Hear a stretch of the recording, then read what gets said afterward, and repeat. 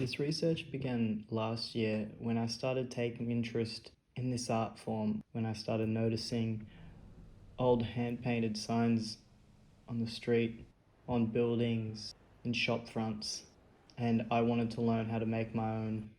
I started doing research on this art form / trade, starting with basic research on YouTube. Wanting to learn more about sign painting, I deepened my research, but the best research for me was practice.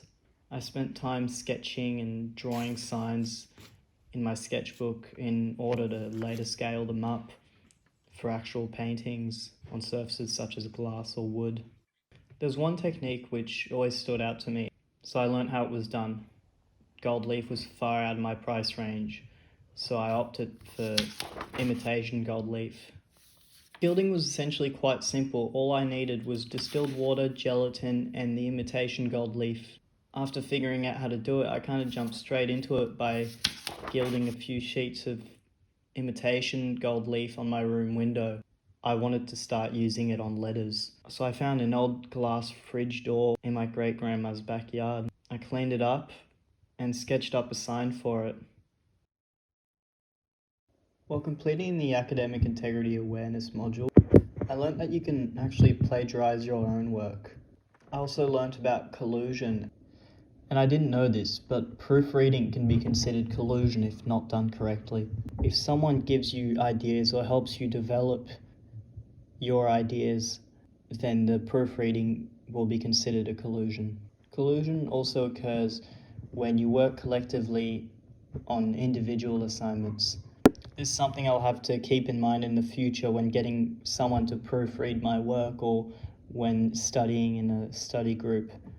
After having a discussion with someone, I can't be using any ideas they've given me. It would otherwise be considered as me using their work.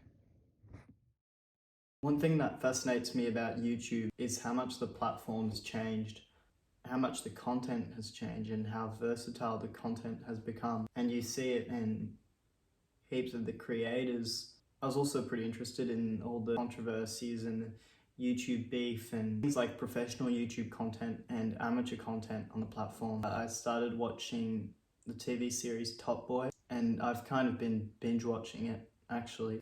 I don't really watch too many TV shows because they're addictive and I get too invested. And I think throughout the whole COVID pandemic, you could see the kind of role they play. For me, throughout the lockdown, I binge watched quite a few series that I used to watch, sitcoms or cartoons, or I spent time working on my projects while watching or listening to these series, and it was quite peaceful.